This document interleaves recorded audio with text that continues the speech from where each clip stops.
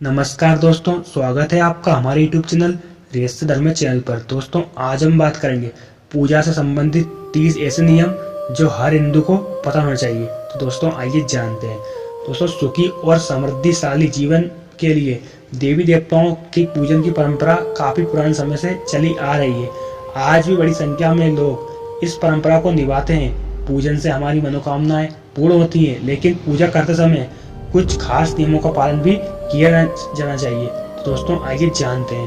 दोस्तों, ये नियम इस प्रकार है। सूर्य, गणेश, दुर्गा, शिव और विष्णु ये पंचदेव कहलाते हैं। इनकी पूजा सभी कार्यों में अनिवार्य रूप से की जानी चाहिए। प्रतिदिन पूजन करते समय इन पंचदेव का ध्यान करना चाहिए। इससे लक्ष्मी कृपा और समृद्धि प्राप्त होती है। शिव जी, गणेश जी और भैरव जी को तुलसी नहीं चढ़ानी चाहिए। माँ दुर्गा को दूबा नहीं चढ़ाना चाहिए। यह गणेश जी को विशेष रूप से अर्पित की जाती है। सूर्य देव को शंख के जल से अर्घ्य नहीं देना चाहिए। तुलसी का पत्ता बिना स्नान किए नहीं तोड़ना चाहिए। शास्त्रों के अनुसार यदि कोई व्यक्ति बिना नहाए ही तुलसी के पत्तों को तोड़ता है तो पूजन में ऐसे पत्ते भगवान द्वारा स्वीकार नहीं किए जाते हैं। शास्त्रों के अनुसार देवी देवताओं का पूजन दिन में 5 बार करना चाहिए। सुबह 5 से 6 बजे तक ब्रह्म मुहूर्त में पूजन और आरती होनी चाहिए। इसके बाद प्रातः 9 से 10 बजे तक दूसरी बार का पूजन, दोपहर में तीसरी बार पूजन करना चाहिए।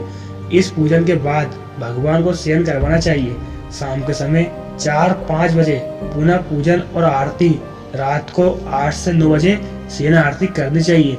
जिन घरों में नियमित रूप से 5 बार पूजन किया जाता है वहाँ सभी देवी देवताओं का वास होता है और ऐसे घरों में धन धान्य की कोई कमी नहीं होती है। प्लास्टिक की बोतल में या किसी अपवित्र धातु के बर्तन में गंगा जल नहीं रखना चाहिए। अपवित्र धातु जैसे एल्यूमिनियम और लोहे से बने बर्तन, गंगा जल तांबे के बर्तन में रखना शुभ रहता है। स्त्रियों को और अपवित्र अवस्था में पुरुषों को शंख नहीं बजाना चाहिए। यह इस नियम का पालन नहीं किया जाता है तो जहाँ शंख बजाया जाता है वहाँ से देवी लक्ष्मी चली जाती है। मंदिर और देवी देवताओं की मूर्ति के सामने कभी भी पीठ बिठाकर नहीं बैठना चाहिए। केतकी का फूल भगवान शिवलिंग पर अर्पित नहीं करना चाहिए। किसी भी पूजा में मनोकामना की सफलता के लिए दक्षिणा अवश्य चढ़ानी चाहिए। दुर्वा रविवार को नहीं तोड़नी चाहिए। माँ लक्ष्मी जी को विशेष रूप से कमल का फूल अर्पित किया जाता है। इस फूल को 5 दिनों तक जल छिड़क कर पुनः चढ़ा सकते हैं। शास्त्रों के अनुसार शिव जी को प्रिय बिलपत्र 6 माह तक बासी नहीं माने जाते हैं, अतः इन्हें जल छिड़क कर पुनः शिवलिंग पर अर्पित किया जा सकता है। तुलसी के पत्तों को 11 दिनों तक बासी नहीं माना जाता है। इसकी पत्तियों पर हर रोज जल छिड़ककर पुनः भगवान को अर्पित किया जा सकता है। आमतौर पर फूलों को हाथों में रखकर हाथों से भगवान को अर्पित किया जाता है। ऐसा नहीं करना चाहिए। फूल चढ़ाने के लिए फूलों को किसी पवित्र पात्र में रखना चाहिए और इसी पात्र में से लेकर देवी देवताओं को अर्पित करना चाहिए। तांबे के बर्तन में चंदन घिसा हुआ चंदन या चंदन का पानी नहीं रखना चाहिए। हमेशा इस बात का ध्यान रखें कि कभी भी दीपक से दीपक नहीं जलाना चाहिए। शास्त्रों के अनुसार जो व्यक्ति दीपक से दीपक जलाते हैं वे रोगी होते हैं। बुधवार और रविवार को पीपल के वृक्ष में जल अर्पित नहीं करना चाहिए। पूजा हमेशा पूर्व या उत्तर दिशा की ओर मुख रखकर करनी चाहिए। यदि संभव हो सके तो सुबह 6 से 8 बजे के बीच में पूजा अवश्य करें। पूजा करते समय आसन के लिए ध्यान रखें कि बैठने का आसन ऊनी का होना चाहिए, वही श्रेष्ठ रहता है। घर के मंदिर में सुबह एवं शाम को दीपक अवश्य जलाएं। एक दीपक घी का और एक दीपक तेल का जलाना चाहिए। पूजन, कर्म और आरती पूर्ण होने के बाद उसी स्थान पर खड़े होकर 3 परिक्रमाएं अवश्य करनी चाहिए। रविवार, एकादशी, द्वादशी, संक्रांति तथा संध्या काल में तुलसी के पत्ते नहीं तोड़ने चाहिए। भगवान की आरती करते समय ध्यान रखें ये बातें।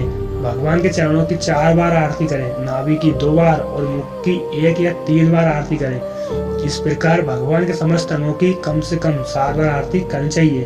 पूजा घर में मूर्तियां 1, 3, 5, 7, 9, 11 इंच तक की होनी चाहिए, इससे बड़ी नहीं। तथा खड़े हुए गणेश जी, सरस्वती जी, लक्ष्मी जी की मूर्तियां घर में नहीं होनी चाहिए। गणेश या देवी की प्रतिमा 3-3 शिवलिंग, 2 शालिग्राम, 2 सूर्य प्रतिमा, 2 गोमती चक्र 2 की संख्या में कदापि न रखें। अपने मंदिर में सिर्फ प्रतिष्ठित मूर्ति ही रखें। उपहार, कांच, लकड़ी एवं फायर की मूर्तियां न रखें एवं खंडित जली कटी फोटो और टूटा हुआ कांच तुरंत हटा दें। शास्त्रों के अनुसार खंडित मूर्तियों की पूजा वर्जित की गई है। जो भी मूर्ति खंडित हो जाती है उसे पूजा के स्थान से हटा देना चाहिए और किसी पवित्र बहती नदी में प्रभावित कर देना चाहिए। खंडित मूर्तियों की पूजा अशुभ मानी गई है। इस संबंध में यह बात ध्यान रखने योग्य है कि सिर्फ शिवलिंग कभी भी किसी भी अवस्था में खंडित नहीं माना जाता है।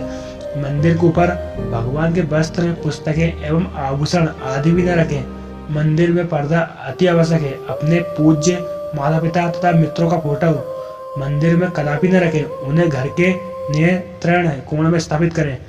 विष्णु जी की 4, गणेश जी की 3, सूर्यदेव की 7, दुर्गा जी की 1 एवं शिव जी की आदि परिक्रमा करें। तो दोस्तों, कैसी लगी आपको ये जानकारी? अच्छी लगी हो तो वीडियो को लाइक करें एवं चैनल को सब्सक्राइब करें। जय श्री राम।